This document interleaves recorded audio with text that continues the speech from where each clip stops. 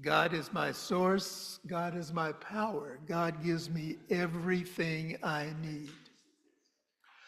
Today we are discussing part 3 of our July series, Rolling in the Deep. And we're using the ocean as a metaphor as we explore its depths to uncover the richness that exists beyond the superficial level.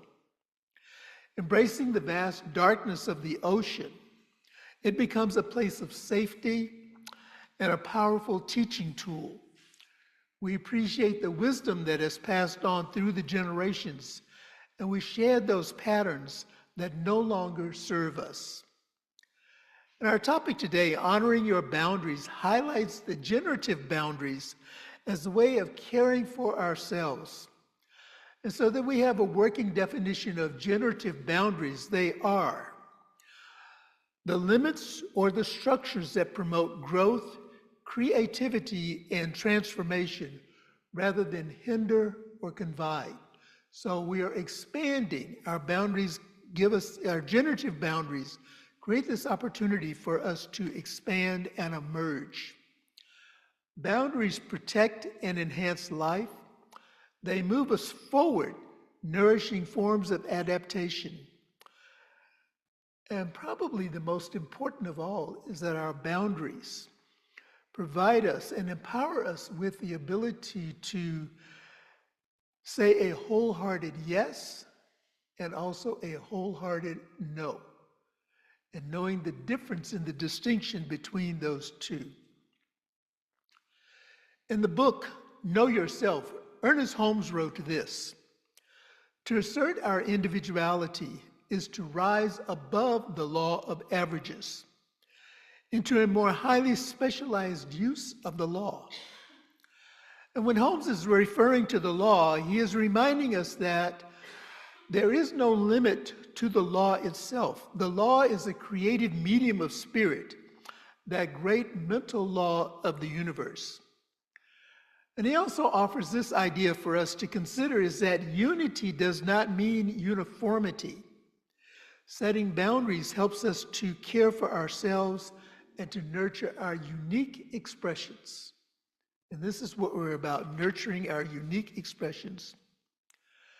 And so let's begin with a general description of boundaries.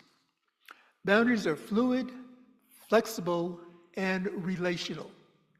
Fluid, flexible, and relational. And I'm remembering back a couple of years, many of us participated in a book study that was hosted by our Centers for Spiritual Living, The Four Pivots by Dr. Sean Ginwright. And one of those pivots was moving from a transactional to a transformational relationship.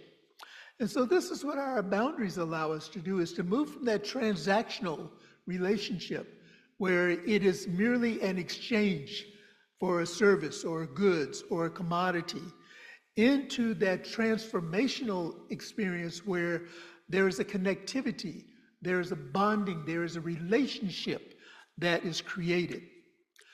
And within establishing boundaries and creating relationships, there are no demands on other people, and there are no ultimatums. Boundaries require trust. And this is why there are no ultimatums, because they require trust. Trust, like boundaries and authenticity, is not as simple as it seems. How many of us are aware of that? I see some heads nodding. Yes. Trust is something that is developed over a longer period of time. Boundaries are literal and emotional. People build and confront fences as they define their identities and relationships. And as I was preparing this talk, I thought about the play by August Wilson that's titled Fences. And in that play, he defines fences as those objects that create boundaries to keep people out, or to keep other objects or things out. And also fences serve as a welcoming, a safe place to come into. So fences can serve both of those purposes, to keep something out, that we don't want, that does not serve us, and also creating a safe space to invite something in that supports us where we are on this journey. Boundaries help others to know how we want to be treated and create a mental equivalent that says, I am valuable and I am worthy. Let's look at boundaries in relationships. Ann Taylor, a New Zealand author, writes this: love yourself enough to set boundaries. Your time and energy is precious. You get to choose how you use it. You teach people how to treat you by deciding what you will and what you won't accept. And I'm reminded of that famous quote by Maya Angelou that many of us have heard, is that when someone shows you who they are the first time, believe them. And so in establishing boundaries, we are creating that atmosphere to define our worth, our value that we give that is inherent within us as creations of the divine. And we're also saying that I see you. I see you. I see where you're coming from. I see what your intention is. And if that intention is not in alignment with my values, with my personal protective space that I have created for myself, then perhaps there's a shift that needs to take place. And you get to decide what that shift is going to be. In defining what we accept and what we won't accept, this is where our wholehearted yes and our wholehearted no becomes vital in relationships. Boundaries serve as sacred markers, including what is acceptable and what is not. And they help us to communicate our needs, our feelings, our limits, creating that space of trust and understanding that I mentioned earlier. Setting boundaries with others allows us to conserve our energy and to protect our emotional health. So I believe what you see unfolding here is this idea that boundaries are selfish. Yes, boundaries are selfish because I am taking care of self. I'm taking care of this creative energy that expresses itself through me as spirit. And in creating this space of protection and guidance for myself, I'm also establishing a framework that those I am in relationship with can create boundaries for themselves. All of life is about relationships. Relationships are social constructs that are choreographed by history and cultural beliefs. Writer, embodiment facilitator, political organizer, and psychotherapist Prentice Hemphill writes this in What It Takes to Heal. Prentice Hemphill, What It Takes to Heal. It's hard to notice how history can invade each moment through habits and conditioning that we have come to embody. History can contour who we are and our ability to see one another. We inherit beliefs and patterns of relationships by watching how other people around us move. We learn to listen and to see who is lifted up, who is hunted down. And we learn in this way who we are, who we have been in relationship to other of the world's inhabitants. We embody these ideas until they seem to be natural. And so as we reflect on our experiences and as we reflect on seeing and witnessing how others are treated, how they're listened to, how they're seen or not seen, how they are erased mentally and or physically, who is lifted up and who is hunted down. We embody these ideas until they become natural. And so the good news that I offer you is that boundaries support us in being our authentic selves. By setting boundaries with ourselves, we create a balance between ambition and self-preservation, guiding us on a path of self-discovery and growth. Setting boundaries with ourselves reminds us to nurture self-compassion, to practice self-care, and to acknowledge our limitations. Now, I don't argue for my limitations. Sometimes I get into that woe is me. I have a little pain here or a little stiffness here or sneeze more than 2 times or whatever it is that drives me to that place of woe is me. But the good news is that I don't stay there. I don't stay there. It's okay to go there. Sometimes when we come into a spiritual environment or we become, I'm going to use a traditional word, we become holy. And we think that we have to act and behave in a certain way to continue to be holy and not lose our sanctification. We deny ourselves of the opportunity to remind ourselves that, yes, we are spiritual beings and we are living in this human experience. And the human experience takes us to those places where, yes, there are times when life is not this bed of roses that is projected to be. And there are times when I'm feeling out of sorts. I acknowledge it. I embrace it in that moment, and then I choose not to stay there. I choose to realize that life is acting for me. It is always for me and not against me.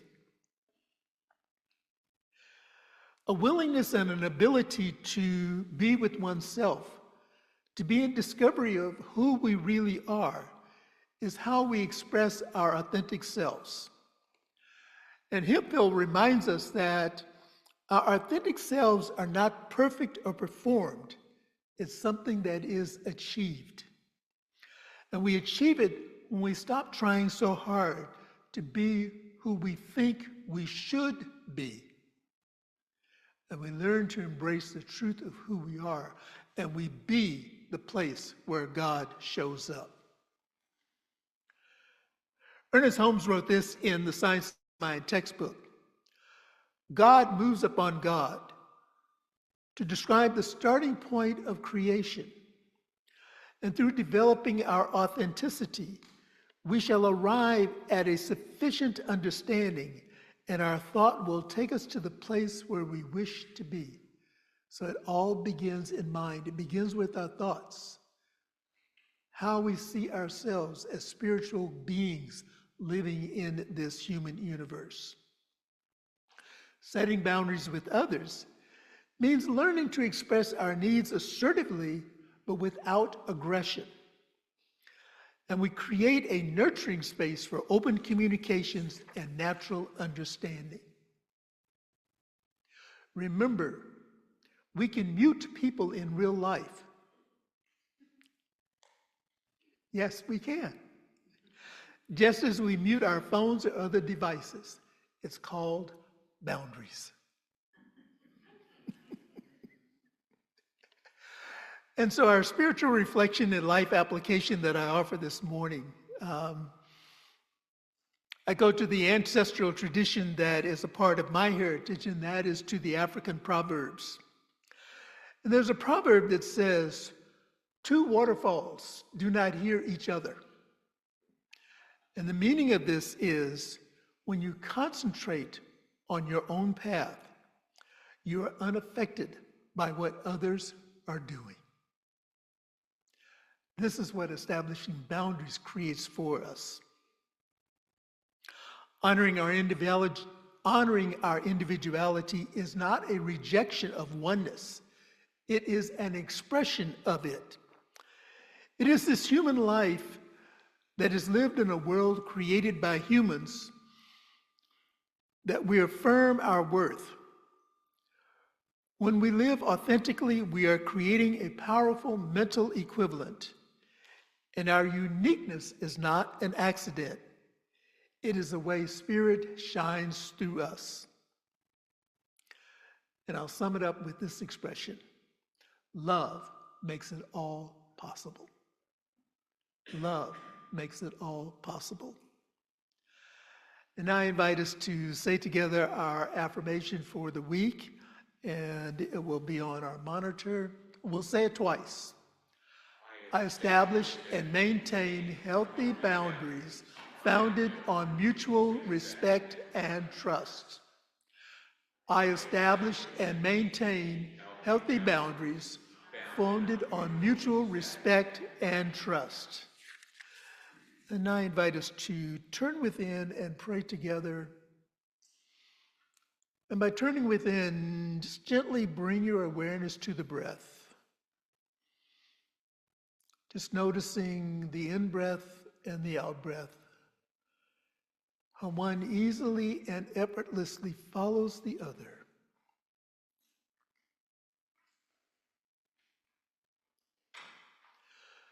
And allow the gentleness of spirit, allow the gentleness of creation, allow the gentleness of God, whatever source is that resonates with you in your own heart, just be there now.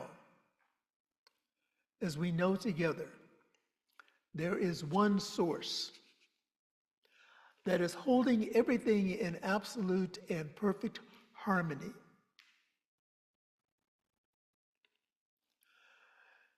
And like the pendulum of a clock that swings back and forth,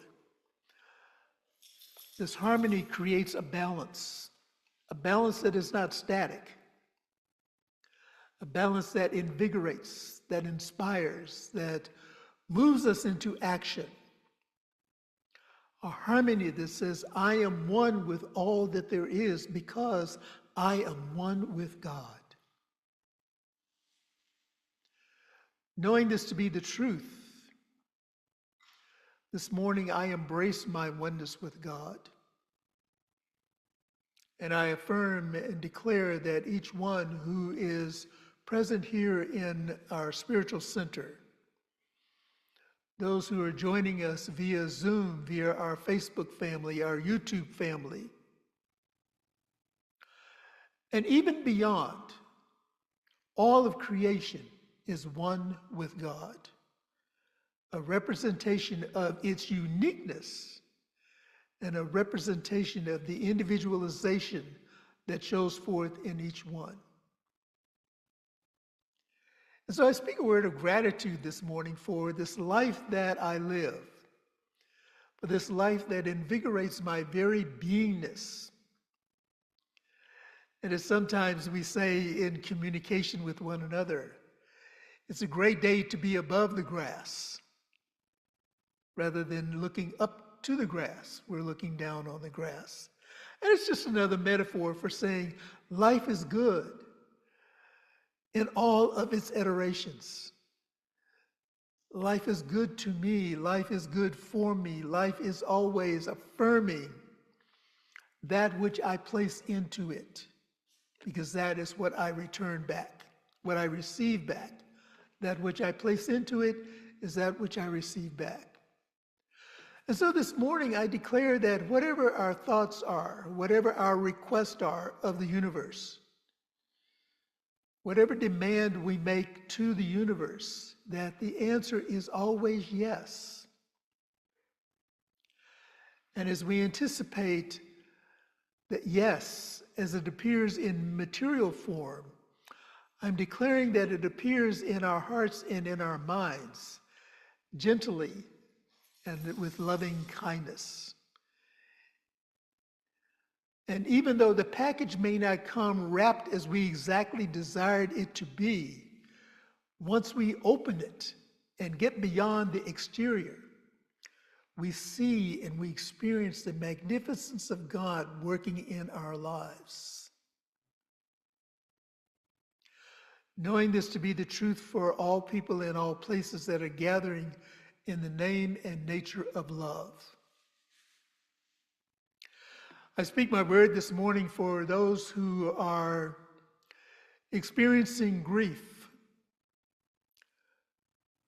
for the loved one that has stepped off of the mortal plane, or those loved ones who are in that space of transitioning to the next experience in this grand scheme of life. knowing that life does not end with the death of the physical form. It merely expands into a greater possibility, a higher yet to be. And so while we mourn and we feel sadness and we share tears for the loss of the physical presence, we love and embrace and honor the spiritual memories that live on in our hearts and in our minds. And each time we consider that loved one,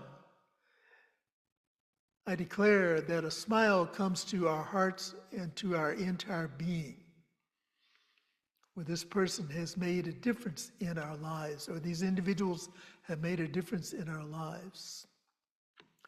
And expanding this beyond just our personal connections, expanding it to activity that is taking place throughout the world, whether it be a weather phenomenon, whether it be a war, whether it be a transition or a transaction that is causing some upsetment or unrest. I'm declaring that in the midst of all of that, peace is prevailing and that love is prevailing. Even though I may not see it in the moment, within the very beingness of my heart, I know that it is there. And good and only good can come from these experiences.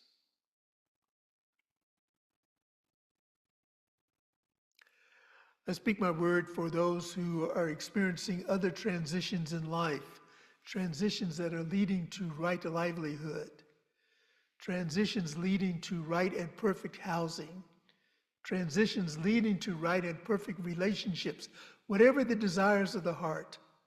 I know that those intentions are being met with a resounding yes. And for this and so much more than I have words to say and add to in this moment, I give thanks. Releasing all of this into that law which is propelled into action by love, I allow it to be, knowing that the demonstration is fulfilled right here and right now. And if any of what I have said with you resonates in any way, let us affirm it together by saying, and so it is, and so it is.